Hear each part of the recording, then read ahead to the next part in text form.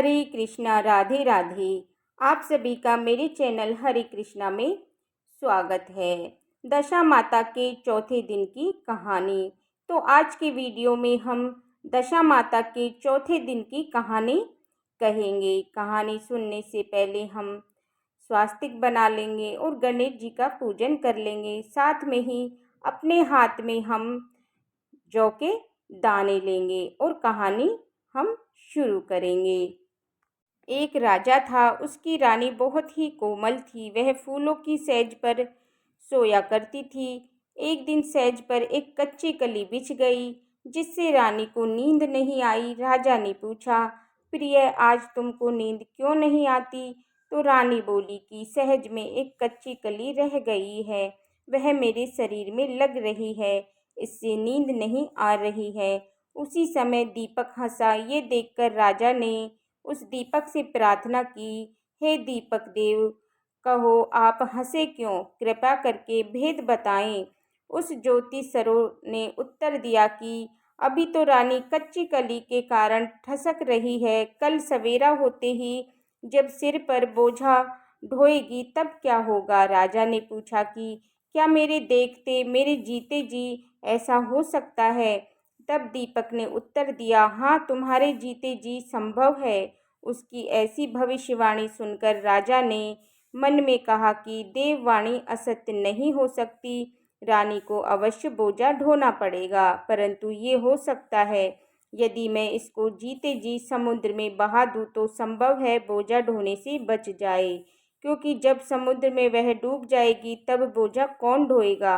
राजा ने उसी समय रानी से कहा, चलो हम तुमको तुम्हारे पियर भेज आएं, कुछ दिन तुम वहीं रहना। पीहर जाने को तैयार हो गई।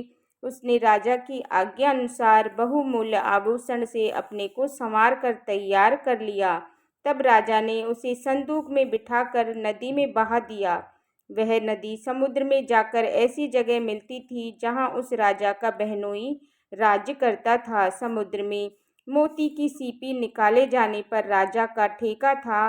रानी का संदूक बहता हुआ जब वहां पहुंचा तो राजाओं ने हुक्म देकर संदूक को पानी से बाहर निकलवाया और उसको महल में भेजकर हुक्म दिया कि इसे मेरे सोने के कमरे में रख दिया जाए। राजा ने शयना कक्ष में संदूक पहुंचते ही रानी ने सुना कि राजा ने उसे समुद्र में पाया है। तब वे फौरन उसे देखने के लिए गए। उस समय पहरेदार वहां से हट गया।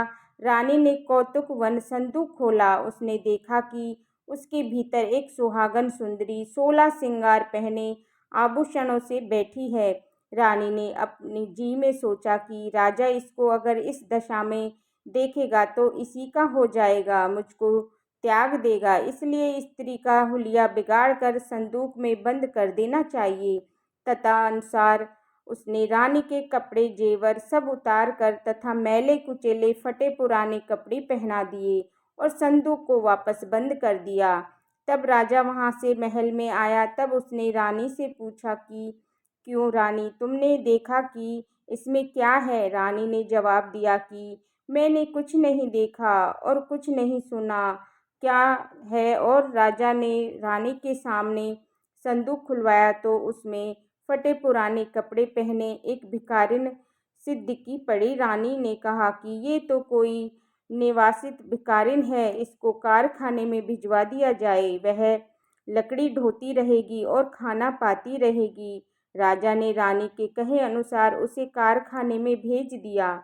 एक दिन रानी की सहेलियां नदी में स्नान करके दशा रानी के डोरे ले रही थी। एक डोरा अधिक था। वे इस विचार में थी कि किसको दिया जाए। देवी योग में उसी समय उस लकड़ी वाली रानी वहां जा पहुंची। उन्होंने उससे कहा कि बहन, तुम कोई नीचवान ना हो तो तुम हमारा डोरा ले लो। रानी ने कहा, मुझे डोरा लेने से इनकार नहीं है, परंतु मुझे तो खाने भर को मिलता है, इसकी पूजा कैसे करूंगी? वह बोली, तुम इसकी चिंता ना करो, हम रोज स्नान करने आया करेंगी और 9 दिन तक कथा कहेंगी। तुम भी नित्य कथा सुन जाया करो। 10वें दिन पूजा होगी, तब तुम दशा रानी जागेगी तो अवश्य तुम्हारी दशा बदल जाएगी। तब रानी श्रद्धापूर्वक डोरा ले लिया। उसी दिन रानी के पति को ये चिंता उत्पन्न हुई कि रानी को संदूक में रखकर बहा तो दिया, परंतु उसका कोई समाचार नहीं मिला कि वो कहाँ है, किस तरह उसकी खोज लगानी चाहिए। राजा एक नौका पर सवार होकर नदी यात्रा करता हुआ अपनी बहनोई के यहाँ पहुँचा। संध्या को ब्यालू करके जब वो लेटने लगा तब वह बहन से बोला कि बहन, मेरे हाथ पैर बहुत दर्द कर रहे हैं, किसी को दबाने के लिए बुला दो। तब वह रानी ने लकड़ी ढोने वाली भिखारिन को बुलाकर हुक्म दिया कि आज की रात तू मेरे भाई के पैर दबा दे। बड़ी संकोच में पड़ गई। अपने जी में अनेक संकल्प विकल्प करती थी, पर पुरुष का शरीर छूऊं तो कैसे छूऊं। इधर रानी बराबर अपनी बात पर दबाव दे रही थी, इसलिए लाचार होकर उसने स्वीकार करना पड़ा। राजा के पैर दबाते दबाते रानी को उसका पैर का पदम दीख पड़ा। रानी चुपचाप रोने लगी और उसके आंसू राजा के पैर पर जा गिरे। तब उसने पूछा कि दासी, तुम कौन हो और क्यों रो रही हो? तुम अपना भेद मुझे बताओ, मैं कारण तुम्हें किसी प्रकार की हानि नहीं पहुंचेगी। तब वह बोली, जैसा पदम आपके पैर में है वैसा ही मेरे पति के पैर में था। पहले दिनों की याद आने से मुझे रुलाई आ गई। तब राजा बोला, मैं समझ गया, अब तुम पैर मत दबाओ, आराम से सो। जो तुम्हारे भाग्य में लिखा था वो तुमको भोगना ही पड़ा। मैंने उसको टालने के लिए जो उपाय रचा था उसका उल्टा हुआ। तुमने भार ढोना था वो ढोना ही पड़ा। सवेरा हुआ, बहुत दिन चढ़ गया, परंतु अतिथि सोकर नहीं उठे। न पैर दबाने वाली दासी बाहर निकली। तब उसकी बहन को चिंता हुई। तब थोड़ी देर बाद निकल आई और कारखाने में काम करने चली गई।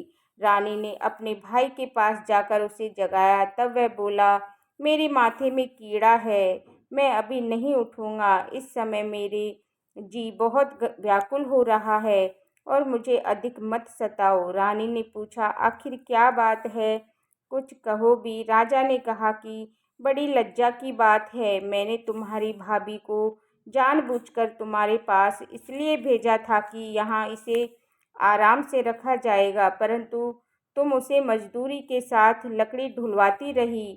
क्या इसलिए उसे तुम्हारे पास भेजा था? तब बहन बहुत लाचार होकर बोली कि भैया, यह तो एक संदूक में बंद हुई नदी में बहती हुई आई थी, हमें क्या पता था कि ये हमारी भाबज है। उसने फौरन ही अपनी दासी को भेजा और लकड़ी वाली को मेरे पास बुलाकर ले आओ। तब लकड़ी वाली को उसने भाबज के पैर पकड़े और विनती भाव से माफ़ी मांगी। कुछ दिनों बहन के पास रहने के पश्चात वह राजा अपनी रानी को लेकर अपनी राजधानी लौट आया। रानी ने अपने महल में पहुंचकर सुहागिनों को नौत्या और धूमधाम से दशा रानी के घड़े की पूजा की। गांव भर में ढिंडोरा पिटवा दिया कि आज से अमीर गरीब सब दशा रानी के डोरे लिया करे, श्रद्धापूर्वक पूजा किया करे। इस प्रकार दशा रानी ने उस रानी के दिन फेरे, वैसे ही अपने सब भक्तों के दिन फेरे। बोलिए दशा माता की जय।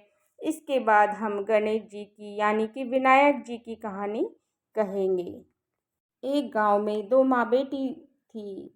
माँ बेटी अपनी माँ से बोली, बेटी माँ, गांव के सब लोग गणेश जी का मेला देखने जा रहे हैं, मैं भी मेला देखने जाऊंगी। माँ बोली, वहाँ पर बहुत भीड़ होगी, कहीं गिर विर गई तो चोट लग जाएगी। लेकिन बेटी ने जिद कर ली। तब माँ ने बेटी को 2 लड्डू और घंटी में पानी देकर कहा कि एक लड्डू तो गणेश जी को खिलाकर पानी पिला देना, दूसरा लड्डू तुम खाकर बचा हुआ पानी पी लेना। बेटी मेले में चली गई। जब मेला खत्म हुआ तो शाम को सब गांव वाले वापस आ गए, परंतु उसकी बेटी नहीं आई।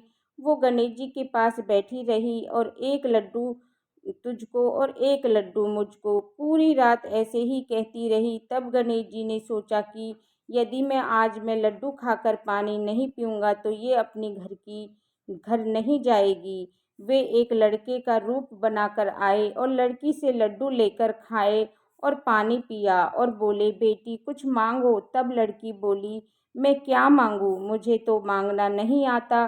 तब गणेश जी ने कहा, नहीं, जो आता है वो मांगो। तब वो बोली, अन्न मांगू या धन मांगू या महल मांगू या सुहाग मांगू या खेत मांगू या बैल मांगू, बस इतना ही मांग लेती हूँ। तब गणेश जी बोले, ठीक है, जा, तुझे ऐसी ही सब मिल जाएगा। जब बेटी घर पहुंची तो माँ उसकी चिंता में रो रही थी। बेटी ने कहा, मैं तो गणेश जी को लड्डू खिलाकर और पानी पिलाकर आ रही हूँ, और देखो उन्होंने मुझे कितना सब कुछ दिया है। हे गणेश जी महाराज, जैसे उस लड़की पर कृपा की वैसे सब पर करना। कहते सुनते हुंकारा भरते अपने सारे परिवार पर और हम पर भी कृपा करना।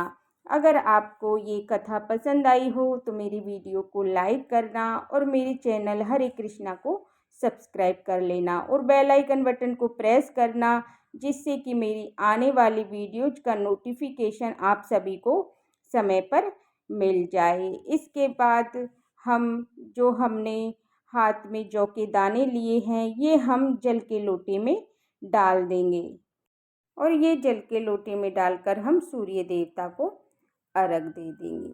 बोलिए गणेश जी भगवान की जय। बोलिए दशा माता की जय। राधे राधे। हरे कृष्णा। आप सभी मेरे चैनल पर रोज कथाएं सुनें।